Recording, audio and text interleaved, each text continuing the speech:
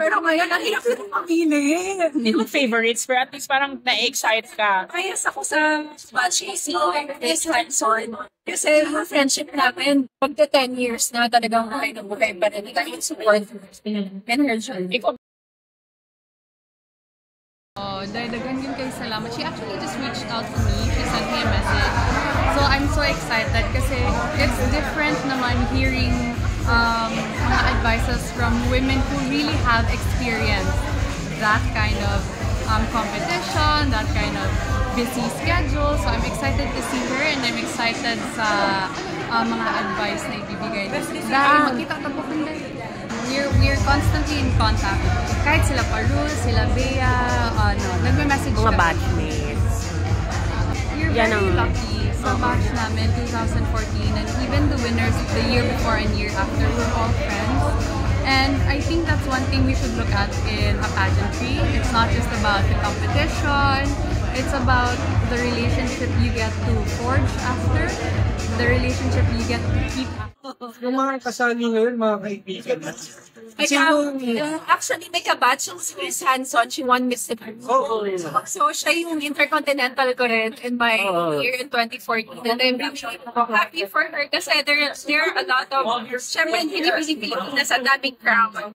Siguro, number one in yung heart was to win the Miss Universe crown. Pero napunta ko sa ibang yun talaga, diba? So, yun siguro yung nabuhay sa kanila when they took out the age limit.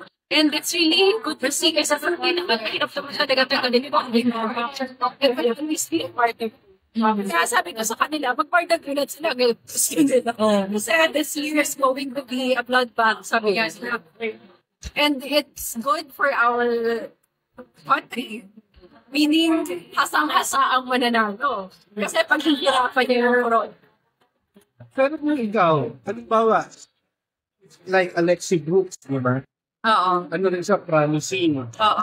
Tingin mo ba dapat ibigay naman sa mga talagang baguhan? Medyo mahirap for you to say that since ako ay tried 3 times. So parang at that time, nung sumali ako for the second, for the third time, may mga nagsasabi na, ano ba yan? Saan nagsali? Gusto naman fresh. May mga ganun yung mga fans. But then again, pag pangarap mo, kasi pangarap mo eh, mahirap sabihin na, okay na, iba naman. Hindi mo naman kasi masasabi yung timing. What if, eto na yung perfect time for the girl who's returning again?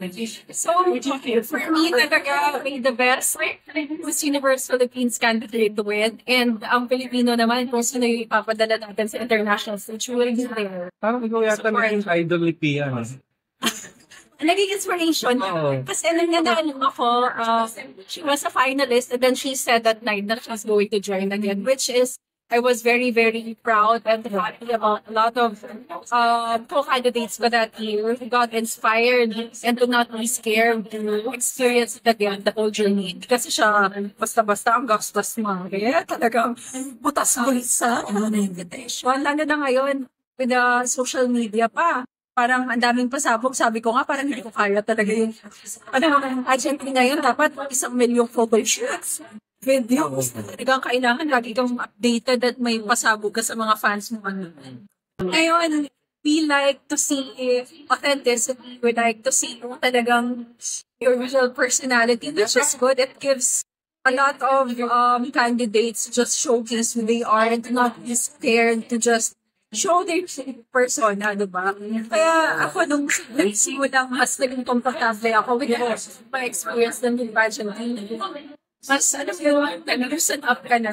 Hindi ko pa personally, sino yung gusto mong makita sana maybe in the future?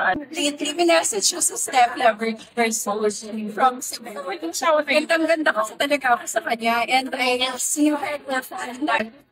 And tinanong ko siya, sabi ko, what question? When are you gonna join and why? Tumawa siya kasi siguro undecided pa siya. But then, wala namang age limit. So, kahit 35 ka, 45 ka, but feeling mo naman, you're ready ka na and it's your time to join. I think lahat tayo may chance. And I'm just, waiting for her. I wanna see her again on that stage.